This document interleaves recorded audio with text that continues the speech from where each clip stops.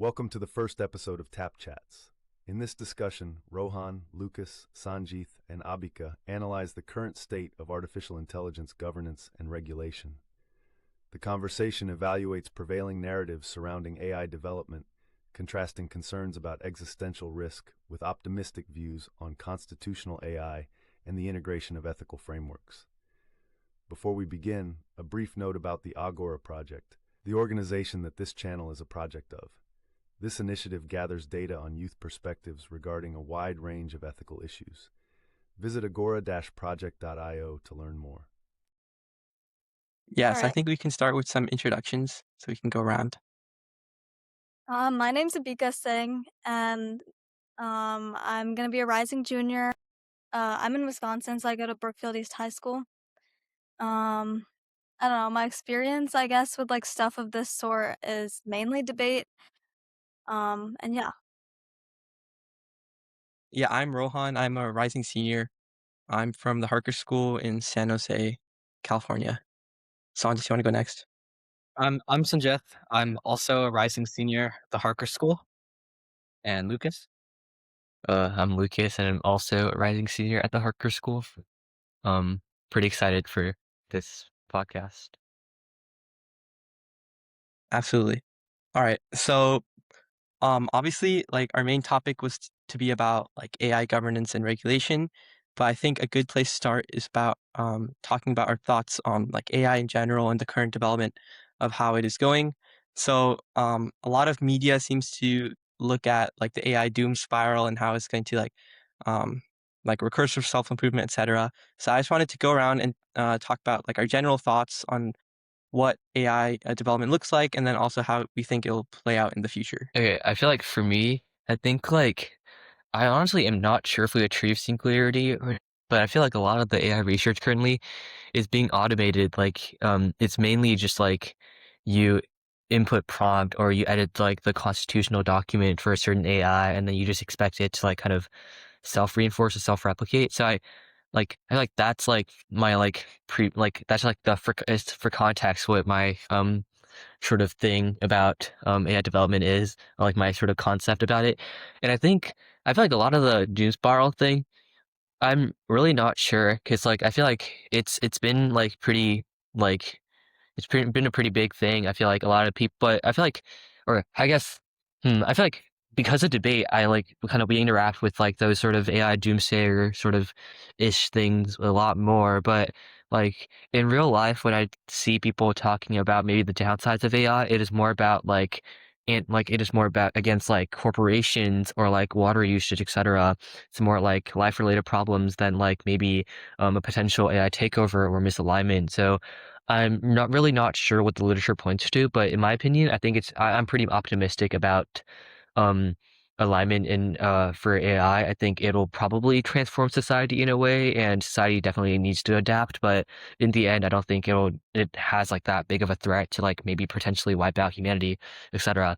And then back to that, I think like about alignment, I have this very interesting hypothesis or like line of thought that kind of like thought about recently, which is just like I feel like AI development is like it's very similar to like maybe Aristotelian virtue ethics in a sense, because you're trying to give like sort of the agent um virtue, or like you're trying to make it practice virtue in in like a lot of instances so that it becomes a virtuous agent. And I think I've read this like the paper that I sent you, Rohan, like the Josiah Ober thing, where it's called the Lyceum Project, I think, where he kind of talks about how we can sort of build or align AI with like sort of an Aristotelian frame through virtue ethics. And I think this is really interesting because I feel like a lot of AI training, especially by Anthropic, it's mainly done through like maybe having a limited set of like philosophical ideas in the constitutional document. Like I think they read like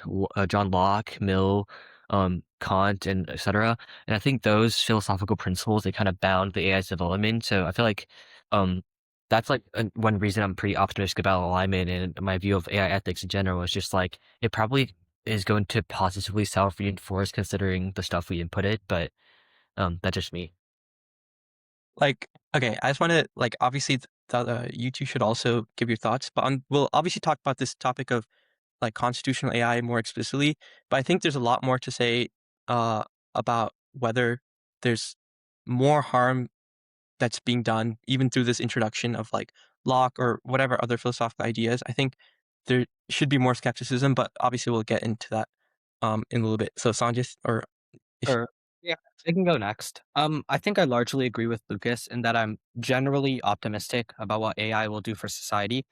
I think it's somewhat obvious that AI will definitely have a transformative effect. It's already transformed most of the tech industry. And I think as it gets like better and as like our reasoning models get better, it'll eventually spread to affecting, basically every other industry. I will say there are sort of two scenarios in which I would like divulge from Lucas's optimism. The first is that, as Lucas mentioned, I don't think the real threat of AI is like AI is gonna like self-recursively improve, become the super intelligence and like turn us into paper clips or something. I think it's more about like, AI, like we put AI in charge of something and then it makes a bad decision. I think the most prevalent or obvious way this happens is if we put artificial intelligence in charge of nuclear arsenals or like high power weapons. I know like the government, for example, is using Claude Mythos and these other very advanced AI models, and that they rely on them quite a bit to the point where they didn't remove them even when the Claude ban came in because they're so ingrained into the military. And in a scenario where this is true, there is a possibility where, something goes wrong. The AI makes a bad decision and that could lead to a war or worst case, a nuclear war. The other reason I could see people being reasonably pessimistic is the case of like basically an AI arms race between the US and China. I think generally speaking, everyone like agrees like in principle AI should, adopt something like virtue ethics or like we should have a democratically created constitution for AI or something along those lines. But I think a lot of like pragmatists would argue that in that if the US, for example, or like let's say Western powers, West Europe, etc., were to do those things, then a country that let's say does not care about those things, many people call it China. It could be any other country that comes up as a rising AI power. Ignoring those things would progress in AI faster, and then basically force their ideals onto the AI, or because they have AI superiority, force their ideals onto the world. And because of that, like thinking, that might be the reason why it might be very difficult in practice to get AI regulation in terms of like actually making sure they adopt ethics or that we strictly regulate it. Because in many ways, people, at least in the government and people generally, don't want us to lose the AI race. So they favor progress over safety. So I personally am an optimist, but I think there are two real cases for pessimism that we definitely have to consider before saying like AI will be good. Yeah, I largely agree with all of your guys' perspectives. But I think the like switch from today's world, obviously AI isn't in a great spot. Like today, obviously with the water usage that you mentioned, Lucas, and like I was reading some things and it was saying how yes, like AI is constitutionally bound, like cloud is constitutionally bound. However, a lot of models by cloud that are used in the government are actually not bound by that same constitution. I just thought that was very interesting. Additionally, I thought, like I saw a lot of, again, like the optimist results and like outcomes of like AI being used in healthcare, being used to eradicate human slavery today by 2030. That is like the UN's plan. However, those kind of rely on the fact that like AI will be equally spread throughout the world, in the places that like human slavery is most prevalent. But today, I just don't see that switch happening, which is why I'm a little bit hesitant towards um AI like growing in like ultra powerful countries, being like almost corrupted, I guess, in a way by like the government and private company influence on the AI rules and limitations, and not spreading equally to these smaller countries that actually do need like the help to eradicate the issues. So yeah, those are some of my thoughts. I agree a large part of the AI issue. I think the main issue with AI that I think it causing problem is like one, the water stuff mentioned earlier, and second is that because the government is treating AI as a national security threat, it might create this sort of like it's kind of similar to the arm race, but I think it's more like it places the function of maybe nuclear weapons or other things that like kind of creates like US or global North superiority over the global South. And I think like sort of like those goals of eradicating slavery or solving healthcare, those might not be able, like you might not be able to achieve those just because AI is so like, but I feel like as AI development like sort of gradually progresses, it will eventually move throughout society. I'm not really sure about that. The thing is like ignoring AI would make AI faster, or ignoring ethics because of arm racing would make AI faster. I think like my view on this, I don't know if this is actually based like by like any experiment, etc. But in my like looking at Claude being like sort of the most ethical among like all the other AIs like GPT and Grok, etc., because they use like actual ethics and they have like sort of limitations on their models.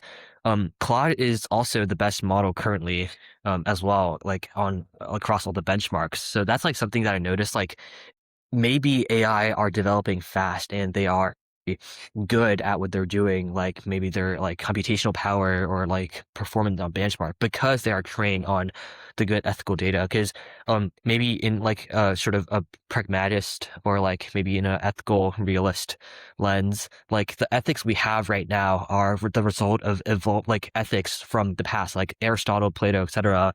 Through Kant, those like ethics evolve, and the ethics we have right now is probably like definitely better than the before. So maybe we can apply maybe like an evolutionary lens to ethics, and that lens of ethics also applies to like maybe evolutionary fitness of AI, where AIs with the best ethics, they actually are the most capable of doing stuff. Like AIs with the best ethics, they might have the best abilities at doing something, etc. So this is like my sort of objection, or my like sort of thing that like makes me less worried about like the AI arm race. 'Cause I feel like if like for example China tries to force like authority, I don't know if does, let's just say not China because I still have to go back to the country. Maybe I can't call it authoritarian, whatever. For example, an authoritarian country tries to force their ideal of authoritarianism onto an AI, try to take over the world. Like, I think trying to align that AI maybe with an authoritarian goal will be harder than just letting the AI progress naturally.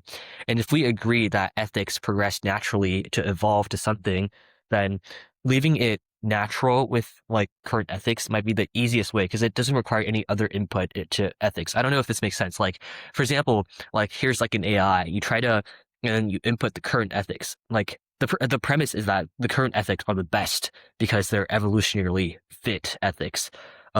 So the current AI, without any external input, it will be like, it will trade itself very like pretty like maybe at like 100% capacity. But if you try to alter it with its ethics a little bit, and maybe it'll only train self-replicate at maybe like 80% the efficiency because you're doing some human pruning in it that like kind of guides in a different direction. I don't know if this like, I don't know, this is like a very like abstract analogy, and I don't really know if this really makes sense. But this is like just like AI might self-regulate in a sense, or like ethics itself might self-regulate and prevent this sort of authoritarian scenario. Yeah. Okay. Okay. I mean, Lucas said a lot, so I think I want to add a couple things. So firstly, Sanjith, like on the same sort of topic of like AI making bad decisions, I think there's a lot to be said on what it means for AI to make a bad decision. Because I think if it's about making mistakes, then there's nothing stopping like humans from making mistakes at the same level.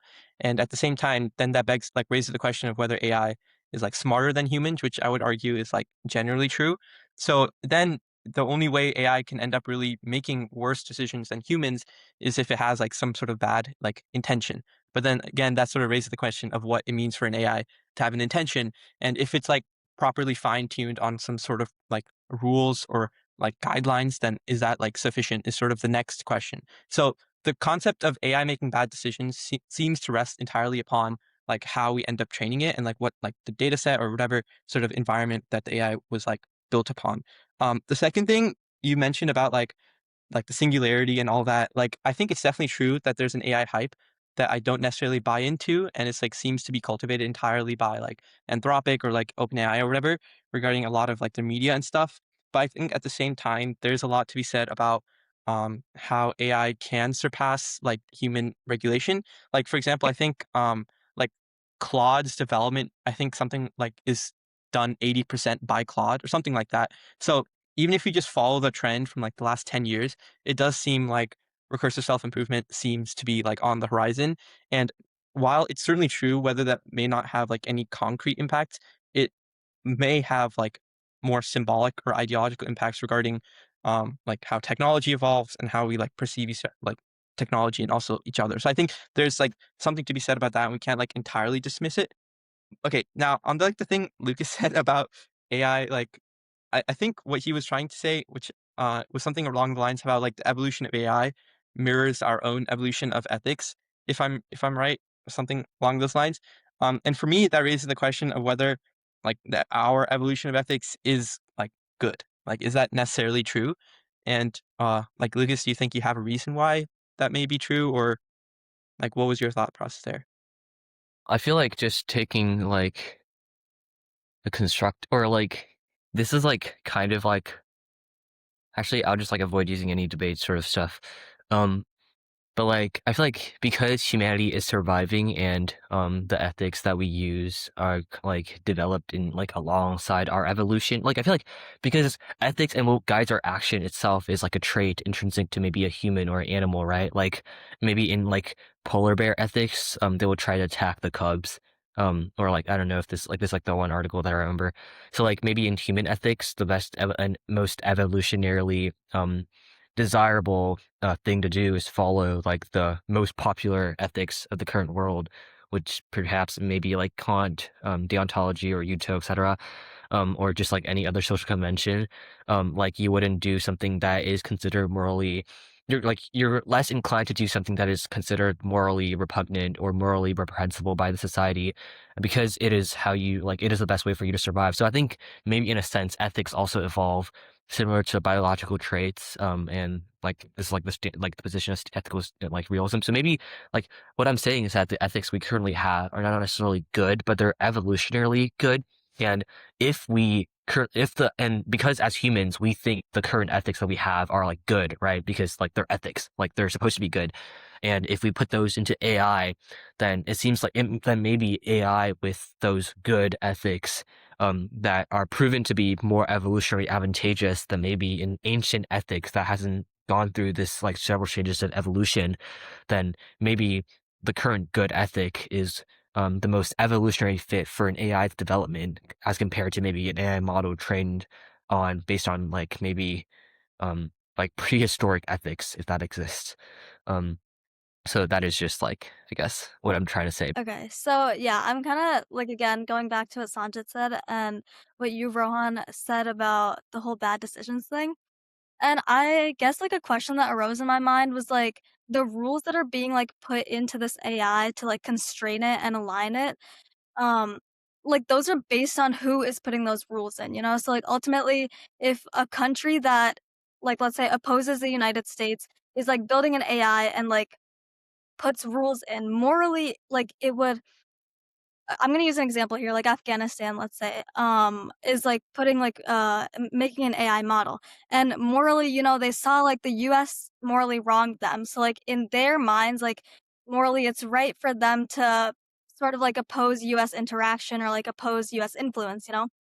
So like if the United States comes around the Afghanistan, like that AI model will kind of be opposed to that U.S. influence, and like who knows what it will do with the United States in that area. So I don't know. Yeah, that was just like kind of my thoughts. Like, what are your guys' thoughts on like just the fact that uh like who puts those like rules into the AI, and like ultimately what will that do for society in the future? I feel like there's like, for me, there's like two layers of response.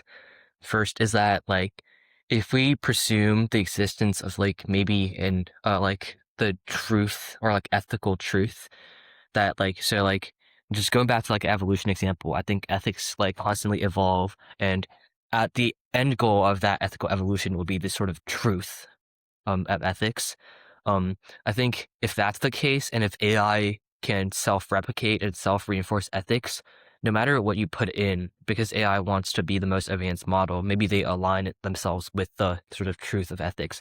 So even if Afghanistan maybe like create sort of a biased model that is against U.S. intervention, maybe like in like maybe that model itself would like try to align itself with the ethical, or like align itself. Like, it's not to say that the, like, accepting intervention is ethical, but like rather, if there's unethical things in the model, it might like evolve constantly. Like, it might replicate the process of ethical evolution. Like, for example, if like maybe in 1500s lying is good, and lying is bad now because ethics has evolved. Maybe if an AI thinks lying is good, it might evolve the same way the human does, and that's like my thing. For like the first layer response. Second is that I feel like it's kind of like a double-edged sword for like maybe Afghanistan to create this sort of AI with like maybe biases in them, because I feel like as like maybe AI developers, the primary concern you might have for an AI is that like it shouldn't harm me, right? So maybe if you like, regardless of what you put into the model, you would try to make the model like, one, not do harm to like humans, like follow human instructions, etc. Like the like the 3 rules of robot or something. I remember that being a thing. So I think like, because those things are like, those desires for AI to not harm humans are universal, even if something is slightly biased. For example, Afghanistan does something to oppose US intervention. My take is that like, I don't think it would result in like maybe that devastating of a consequence. Like, it certainly would be like maybe um defensive and like maybe a national security asset for Afghanistan, and it will definitely be not like a model that the US would choose to use. But I feel like maybe, or like at least the model is like, there's like a baseline of harming humans the model cannot cross. I don't know if this like makes sense. Yeah, I see what you're saying. So are you kind of saying that like ultimately there's like a global truth to ethics and like that's what the AI is going to go towards? I feel like that's like the one thing, but that's like just a hypothesis. The second thing is just like, I feel like leaders don't really want to die. Like, so they would try to train models to like not kill. I don't know if this like. Just sort of jump in there. Like, one question I have, Lucas, is that like, for example, let's say we're going with the Afghanistan example. If Afghanistan's goals are to like, let's say, take revenge on the US, and that's what its Afghanistani leaders want, and an AI model was made that was optimized for, let's say, military advances or sabotaging the US, I don't necessarily see why that AI, in order to do its goal, which is to sabotage the US, kill US citizens, whatever it may be, would necessarily get better at that by evolving an ethical system. In fact, assuming like in the most basic example, like it'll increase its loss function, or like it'll get worse at its job if it takes up ethical priorities of like, I don't want to kill another human, I don't want to kill US citizens, which would make it which the AI models like reward function would punish, and so it would train like the best possible killer of US citizens in this case. And so I feel like while in many cases, for example, the Claude Mythos model, their end goal was to train like the ultimate ethical AI. The power of AI means that and choosing what an AI's end goal is, like, lies in the hands of the person who created it. And all it takes, and in sort of a similar way to how nuclear war works, where all it takes is one like someone who really doesn't think it's all it takes is one person to make an AI system that like they say like it doesn't really matter. You just have to like kill some other country. You have to do something to some other country for these ethical like evolution for the ethical evolution to not happen, and for basically an AI war to fall. So I was wondering what you think like the reason for that is just that like no one's dumb enough to do that or like to risk it, or just that like even in cases where an AI is meant to like be a military weapon, it would still have the like an ethical evolution. And I don't know. For me, I feel like, yeah, again, like I feel like the ethical evolution thing doesn't make much sense now that I think about it. Uh, or like maybe I think it still does make sense, but I feel like it's very macro, and maybe realistically, like if we're talking about maybe the threat of AI being used as a weapon in maybe the next like century or so, that would that is a potential real risk that I think.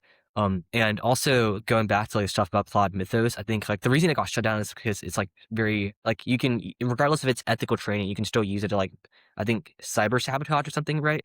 Or like just like sabotage other cyber systems. So I feel like that's another thing. Like AI, will inevitably serve humans, or at least in the current stage, it does serve humans. So regardless of how ethical it is, like if someone is able to make it do something for them and for their purposes, then you can still do bad stuff, which is like I agree with the risk stuff. But I feel like the analogy I would make about like this sort of like Afghanistan making killer AIs is like those killer AIs will also I think attack, like it has a potential to attack Afghanistan citizens, and even if the Afghanistan model doesn't, the US can equally train an equal model targeted to kill like Afghanistan leaders or whatever. And because the US has stronger AI capacity, it's more likely the US model will succeed and beat the Afghanistan models. So I feel like that's kind of like a suicidal line to cross, the same way like using a nuclear weapon itself like prompt retaliation.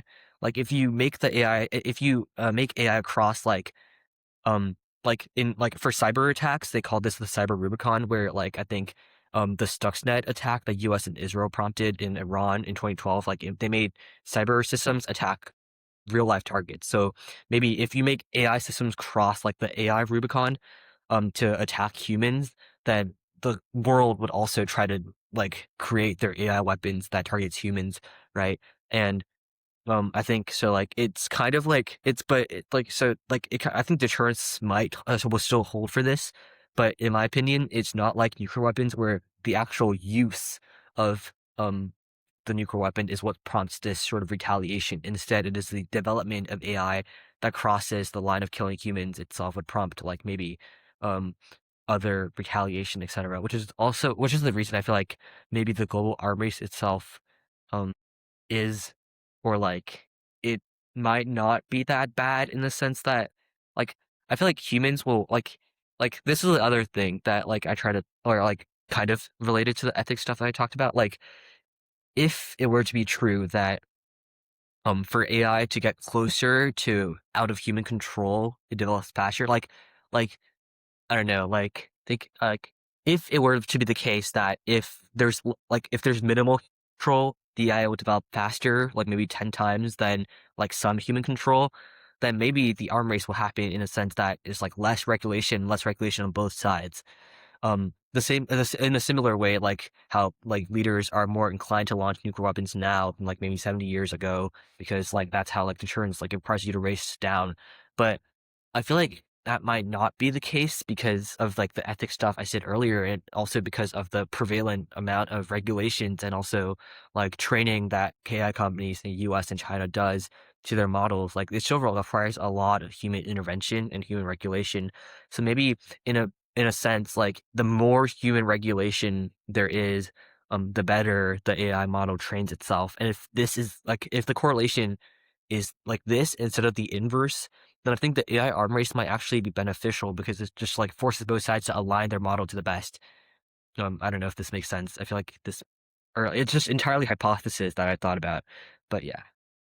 That's an interesting perspective. But I kind of like the killer AI thing seems like a little bit dystopian to me. So I was kind of thinking in more of like a realistic viewpoint. If like these AI models, like subconsciously, like they will. Let's just like go with the Afghanistan example. Like they're not gonna. This is kind of like talking about the double-edged sword thing that you were saying.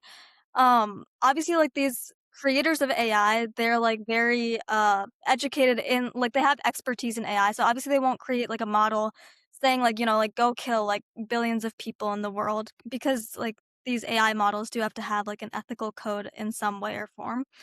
But subconsciously like they will put in their own biases against like the US and etc. And these biases with like what Sanjith, what you were saying was like if like something almost like bad ethically is put in there, like it'll just like continue to worsen over time. And I kind of thought that was an interesting perspective because these AI models ultimately reach out to like the human society. And once this like society is like it sees like the biases of this AI model that was built by like the AI like people that built I don't know if you guys like see where I'm going with this, but like the people are going to be influenced by these biases that the AI model was created with, and ultimately this creates like a almost Like the entire like population of the country or like everybody that uses this AI model will ultimately end up with those biases, and that could lead to even more conflict if not for just like AI war and AI nuclear launching. So yeah, that was kind of my thought on this. I just want to say, I think one like overarching thread that ties a lot of this discussion is like the question of whether AI will actually like listen to the guardrails that are implemented. So whether it be it evolves past like malevolent like directives from like bad countries or bad people or whatever, or whether it like uh I lost my train. Whether they overcome good directives to have bad intentions or like to have like bad decisions. In either case, it seems like the question is whether or not AI like can be adequately constrained by some set of guidelines. And I think like the good case study is exactly what happened with like Claude Fable or whatever regarding how it was like jailbreaked, even though it was trained with like the constitutional AI and sort of like whatever Anthropic put forward to it, it still seemed like it was like the overriding factor was the fact that the user was like able to manipulate it to do some like other intent, like some other extent, that was like external to what like the Constitution necessarily entailed. So in these cases, like I guess my question to each of you would be whether or not you think like AI can be adequately like trained upon some set of guidelines. And so that sort of seems to add like implicate whether or not like these AI constitutions or whatever, like whether safe AI really has a future regarding like adequately regulating AI. And the reason I think that this is important is because I'm like not one of those people that holds the views that AI is like conscious or anything like that. Like I don't know if anybody else here is, but for that same reason, I don't think AI necessarily has some intention or like the same level of contextual analysis that maybe humans do. So, for example, it may prevent a query from a user just because of like some like keywords or something like that, or it may do some bad like action just because it doesn't have some keywords that it's like trained upon. So, in that same sense, it doesn't seem to have like the true like good intent, and it like in my opinion, it can't really be trained into it. So, I just wanted to know like what your thoughts were regarding like yeah, good training through like constitutions or whatever. Yeah, that jailbreak incident that you mentioned was a particularly interesting one because it was like the first of its time. But I remember like reading something that was like the government's justification like changed over time. So like first they said that like the shutdown of I think it was like whatever Anthropic model it was, like the shutdown happened because of jailbreak. But then they said that it was some sort of like pressure from like an outside industry actor, and then they said like something about how it was like a threat to cybersecurity of the US, or like it was like breaching something in the US government. So I don't know, it was a very unreliable like incident that happened. So if you guys have any like other examples of like a time where AI kind of like breached its like guardrails or like did something like bad when it was supposed to do good almost, like that, I think would be helpful. I mean, in the case like of the Claude like Mythos model getting banned, or Fable, I guess, model being banned, it does seem like the government was very unclear about it, and it seems just as likely that it was like retaliatory action for open it like first like Claude not like subscribing to the government and helping them like do I think they like asked for some trade agreement, and then like Anthropic had like restrictions that they wanted to apply for ethical reasons. And then the Trump administration got mad, labeled them like an enemy of like supply chains and that sort of line. So it might just be a continuation of that. I have heard two different stories as to why that was banned. The first one is that it was jailbreaked, but the government walked that back, and Claude like expressly denied it in like the letter they posted as a response to the thing. And then later, like a week later, the government said that the version of Claude that was given to the military, the one that doesn't have like a constitution and like ethical constraints, that one was able to hack like all of the US's like government facilities or something. Like a senior reporter at like one of the CIA or FBI said that. So they said that if it were to be jailbreaked, it would be too dangerous. But to me, that just seems to indicate that assuming the Constitution is in place, it seems very difficult in order to jailbreak the AI. And I think in a way, like if an AI is trained with a constitution, and in a way that like the AI is trying to like minimize, in the most simple sense, minimize its loss, like become more accurate as an AI model, the way the AI would do that is by becoming a better adherent to the constitution that was written. So assuming the constitution is precise, that it aligns with the human values we want to put on it, the AI would only train to match those AI values. And so I think AI misalignment is real, and that if we write the Constitution badly, then the AI could become misaligned. But I do think that it seems jailbreaking is quite difficult, assuming that a well-written Constitution has been put. And I feel like the context of like jailbreaking, it kind of goes back to like the stuff about like crossing the AI Rubicon, I think, or where like I don't think like realistically, or like the smart move maybe in terms of like game theory would be to delete the Constitution or like try to jailbreak an AI because like other people can equally do that if they expect you to do the same. But I don't really know. And I feel like this is why I leave out a lot of the alignment discussions and kind of just like try to talk about. I feel like everything about AI kind of traces back to alignment, but I feel like it's just like so complicated, and I feel like I don't really have in mind. Like from what I feel like from like people in the field that I talk to, and also like that one article from like I think January this year by the one like Anthropic or yeah, I guy that published, like, the stuff about, like, all the newest models and, like, their sort of alignment indexes.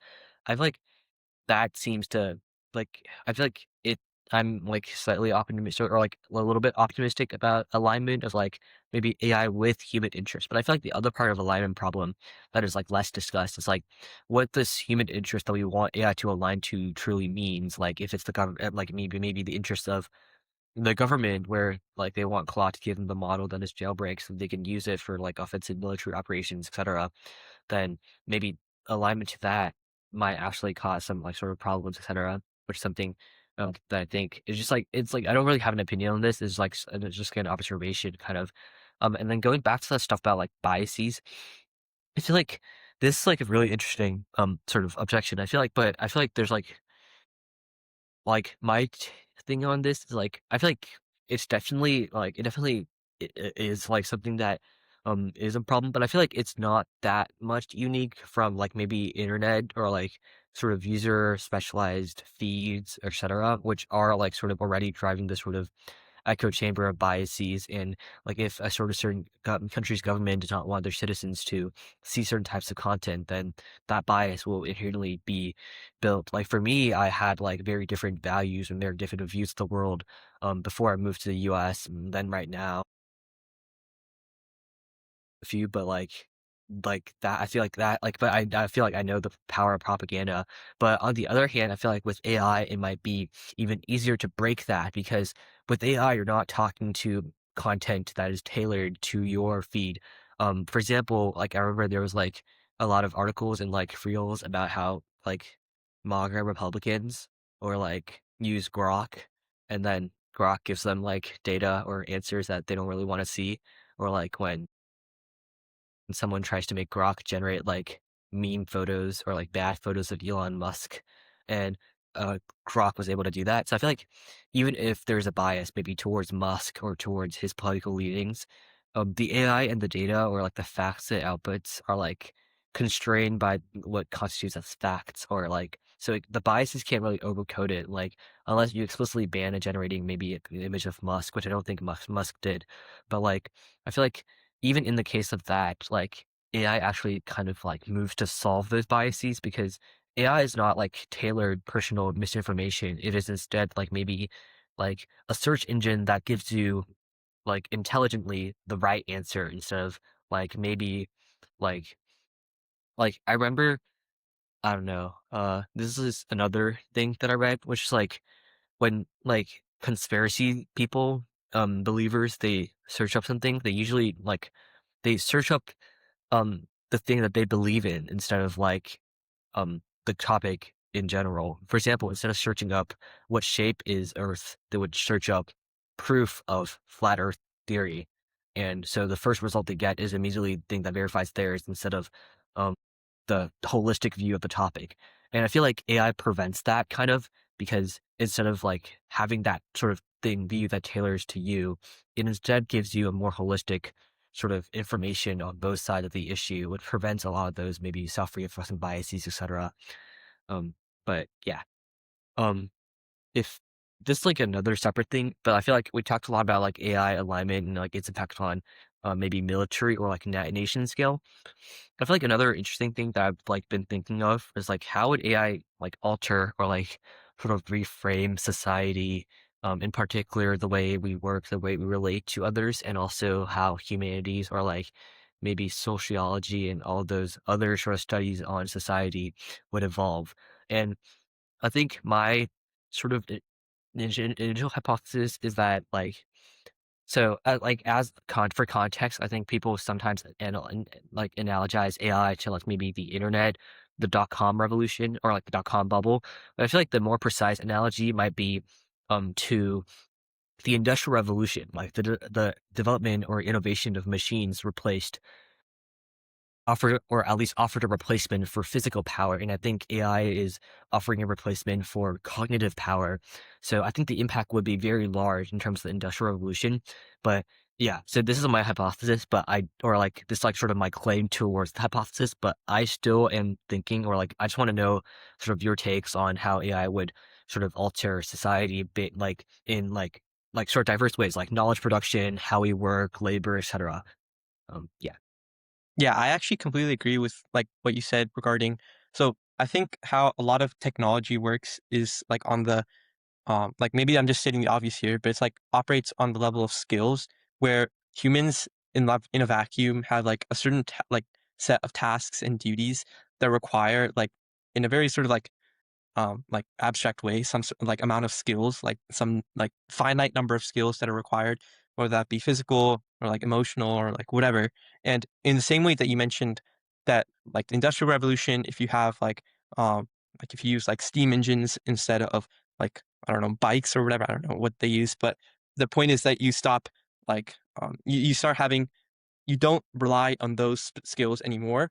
And I think that's important because um de-skilling in an abstract sense is sort of given like a bad name in my opinion, but I always think like it's not, it might even be like on a generic level more beneficial than harmful, just based on the fact on the account that like the entire existence of like humanity like seems to me about like optimizing existence. Like if you go back to like hunter gathering days, like we settled down for like better ways of getting food so that we wouldn't have to run around each day to like catch like mammoths or whatever.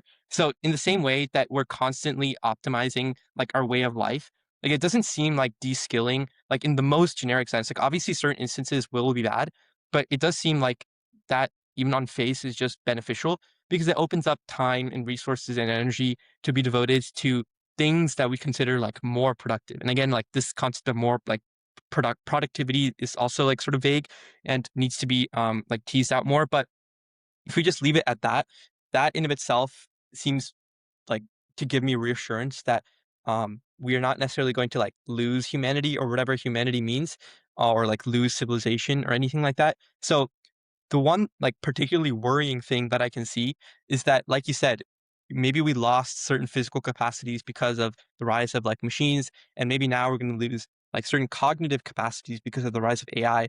The only thing that worries me about this is that that loss will necessarily inhibit us from pursuing like other abilities, because at the end of the day, like it seems like our cognitive abilities seem like capacities or skills or whatever seem to drive like new ventures, but even when those are like degraded or replaced, it seems like there's not much left for us to like drive for newer productivity.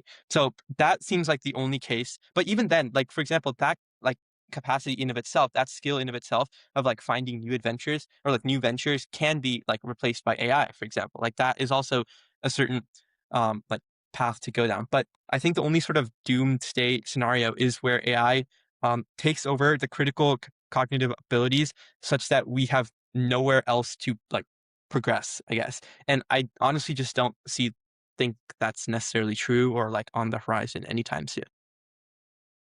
Yeah.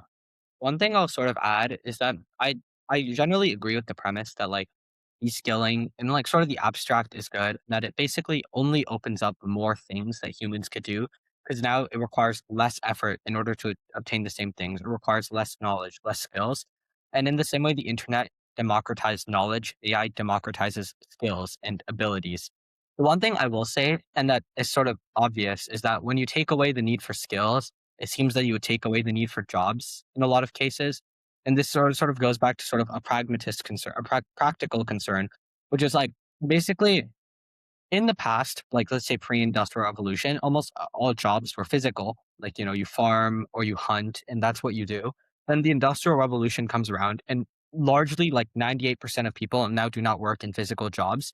And that transition, and even though at the end of the industrial revolution, we are like, that was a great change for humanity, we've progressed so much. In the period where it happened, there was a huge, there was like basically a century of very low wages, very poor working conditions, people working like 16 hours a day, children working. And like that transition period, even though at the end of it, everyone agrees it is better to live now than like 500 years ago, most people would not want to live in that transition period. And it seems to me that it is possible, given AI seems to be sort of a new categorical shift in the way that like jobs will exist, in the way that humanity will operate, that we might undergo a similar sort of transition period that even at the end of it, we might be like, oh wow, everyone can do anything. Like our lifespan might be like 200 years, like medicine has been solved, like whatever the end result may be, it seems like the 50 to 100 years that it'll take to get there might be extremely rough. And it might, and it sort of analogizes to how like we had child labor. We had like 5-year-olds like mining coal in order to power the steam engines that like power the transcontinental railroad. And like that sort of issue might happen in the future. So I don't know. Yeah, I think these are all extremely interesting perspectives. Kind of adding on to Sanjith, what you were saying about the whole transitional period. Um, I think the issue with like comparing AI and the Industrial Revolution is just that like we learn more about AI and like how to um put like barriers and boundaries on it by its mistakes and like the mistakes and the bad things it does.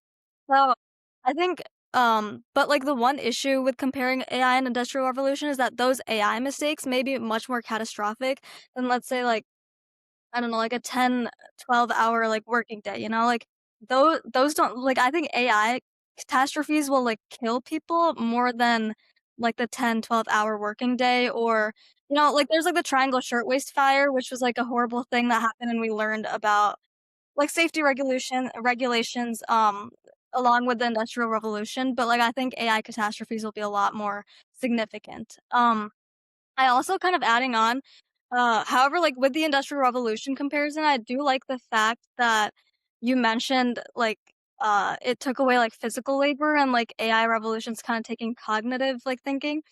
And do you guys think like in the same way that industrialization kind of made like stronger countries more powerful and more economically sound? And like, it kind of like created the gap between like global countries who were developing and underdeveloped.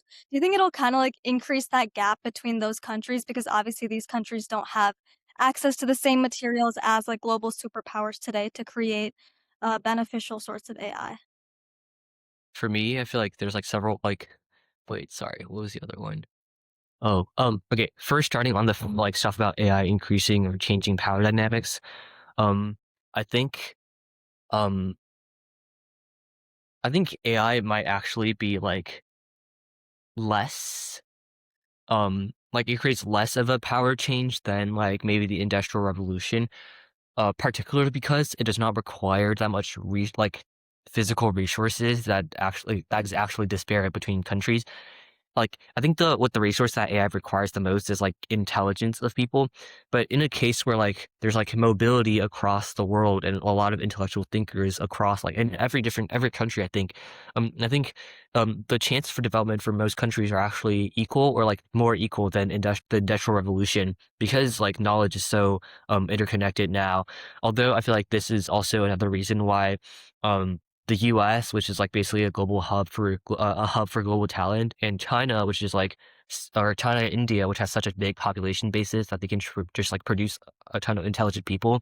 Like those three countries will be like sort of what pioneers or like the next global superpowers in the age of AI because they have such a like big intelligent resources. And going back to the Industrial Revolution, I don't think it necessarily made for countries more powerful, but instead it made countries that like adopted the decisions to industrialize the next global superpowers. Like in the case of that, Britain was really powerful, and they were also the first. Well, they weren't. I don't. Were they? I don't think they were. Was they as powerful as like they were before the Industrial Revolution? because I feel like the Industrial Revolution is what like gave it the power to colonize like maybe the entire world. But I feel like that is also a reason why they were able to industrialize and then to defend all their territories, I think. Or I guess a better example for this would be like China was pretty powerful in the or like kind of before, like it was at least a global power in the wake of industrialization or like before industrialization, but it like went down like in the centuries, a century of humiliation essentially because it like there's the decision to not industrialize. And I think it's more about the decision to follow technological trends instead of well, I think certainly powerful countries will choose to follow maybe the AI trend, but I feel like the decision not to is also what creates power disparities. The next thing was about the transition period.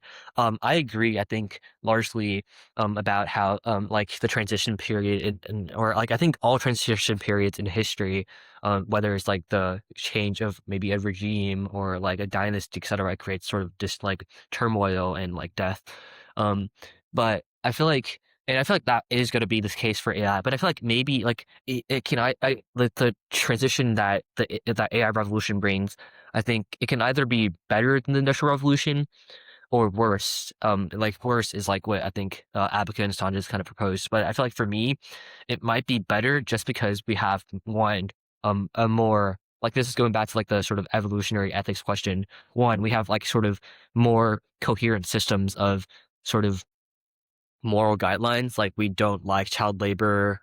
We don't like sort of class exploitations, etc. And two, we have like a much more advanced medical system, especially with AI. Healthcare is better in a sense. So I feel like a lot of the issues and tragedies of the Industrial Revolution can be avoided through maybe AI. But also going back to this, like maybe because like ethics is constantly evolving, maybe in the next century we'll think a lot of the practices we hold right now are very bad and morally like repugnant. Like just as we look at back at child labor, like child labor wasn't really or like I don't think people in the during the Industrial Revolution thought of it or like child labor and like Gilded Age corruption. I don't think they thought of those as like pretty bad things, but they were like sort of the moral flaws of the transition period. So maybe I think inherently there's trying to be moral flaws in the transition period. This is not to say that those don't matter, but rather that I feel like um those definitely will happen and we don't really know how to prevent those, I feel like.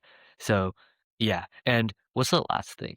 Rohan, what were you saying? I remember that I had something to say about that, but I forgot. What was I saying? Oh, I was talking about like the nature of de-skilling. Is that what you're talking about? Oh yeah, going back to that, I feel like you're concerned about like maybe people losing cognitive power or critical thinking. I feel like an example I would like argue against this would be like um because even when machines kind of like replace physical labor, we like humans still want to have a healthy body, to have a strong body. Like so that's why we go to gym or we partake in sports, etc. So I feel like maybe even as AI replaces the cognitive power of human, there will still be like maybe new types of sports emerging. For example, chess or like debate that involves like like competition of cognitive power. And also we would also like just like going to the gym to build a stronger body, maybe we exercise our cognitive power in like in participating in like maybe schools or something like etc. So maybe the meaning or the purpose of schools and all this competition will change, but um by like sort of this like sort of replacing the cognitive power. But I feel like like I guess I'm overall like across the board, I've been really optimistic about AI today, and I guess like that's the same for this issue as well. But I'm like, yeah, I just like sort of both playing devil's advocate and also because I am like leaning on the optimistic side about a lot of those issues. So yeah. Yeah, I mean, I just want to say one thing about this like example of going to the gym. I feel like it may or may not be valid just because like staying fit even in today's age, it's not like it certainly serves a purpose still, right? Like there's obviously certain lifestyle benefits like you can probably attribute to like staying fit or having like a good amount of sleep or whatever. And I don't think that's necessarily like replaced by technology. Like if we were to like create a pill that you would always feel great and you would like never like feel sleepy or like fatigued or like you would always be able to be like in great shape. Like I don't think people like I think people would stop working out is sort of my point. But in any case, like I think what you're saying makes sense regarding like like humans' capacity to thrive like isn't necessarily diminished. even if certain like aspects of like what happens on the day-to-day is like replaced, I guess. Mhm. I feel like what I would say to that is like first, I feel like because you should like maybe going to the gym and has like health benefits or like it improves survival or longevity. I think it's the same with cognitive power. Like I think a lot of like older or like like older people, they like do a lot of brain exercises to prevent them from having like Alzheimer or like other related stuff. So I feel like maybe it's the same for cognitive activity. But the second thing is like I feel like this might like in like maybe a chameleon sense, like I think people enjoy working out not because it produces healthier body, but because like it's a feeling of being accomplished. Like I think like maybe this is like a stretch, but like the Robert Nozick like experience machine, like if there were to be something that gives us infinite pleasure, most people like decision to that is like they will not plug themselves onto this sort of infinite pleasure machine because they want to live an actual meaningful life that has like pain and pleasure, that has downsides that kind of like signals accomplishments as well. So I feel like even if there's like sort of like this sort of ultimate caffeine pill that like makes you super buff and like don't need to sleep, people will still try to go to the gym. And I think that's the same for cognitive power and AI because humanity wants like, or like we at least wants, I don't know, like we kind of derive meaning or life purpose through like maybe things that are like not that perfect or like maybe labor, etc. The general argument is just like we are trying to, or like maybe we try to make meaning. Yeah, something regarding like how humans go about like achieving meaning or like pursuing their meaning. Yeah. Yeah, so does anyone else want to offer something else regarding like I guess how humans will thrive under AI? I know that we're sort of wrapping up, so I guess I'll just bring up my main point. Lucas, you were kind of saying how uh AI will like increase equality almost because like intelligence is a very accessible skill to have. And I sort of like disagree with that because, like a lot of developing countries, they like lack widespread proper education systems for all of their people that are required to develop like mass AI like systems. And like also, like these developing countries are in massive like debts or conflicts, which like make them lack like the processing power and the factories and developed systems that you need to actually process like the raw materials that you need to like build AI models. And also like with the raw goods, a lot of these countries lack access to these raw goods and the whole trade with the raw materials because a lot of countries like the US and China mainly like mine these raw goods in these developing countries, and so they just like lack the access to create the AI models that they need to. So yeah, I don't know, those are just my thoughts. I feel like I agree with that. And now that I think more about it, like there definitely is like sort of differentials in like intellectual capital or like as I like sort of referenced like the US, India, and China sort of like are advantaged over those. But I also feel like because AI requires like a very small amount of like intelligent people because like it's mainly like self-developed, I feel like that might be the equalizer here. Or also it's just like I feel like there's going to be a lot more open source sort of maybe models, open source training data, etc. That is just like waiting to be trained. Like certainly there needs to be people that trains those for those countries so that they have sort of like the ability to like sort of defend themselves against maybe AI superpowers in the new age.